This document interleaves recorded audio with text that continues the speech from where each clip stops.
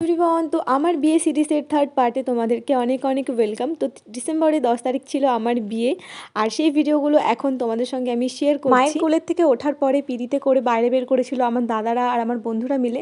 তো এটা আমার ফার্স্ট থেকে আমার একটা বলতে পারো একটা ইচ্ছে ছিল যে ঘরের থেকে আমাকে দাদারা এবং বন্ধুরা মিলে বের করবে। তো ফাইনালি ড্রিমটা আমার পূরণ হয়ে গেছে, মানে ইচ্ছাটা।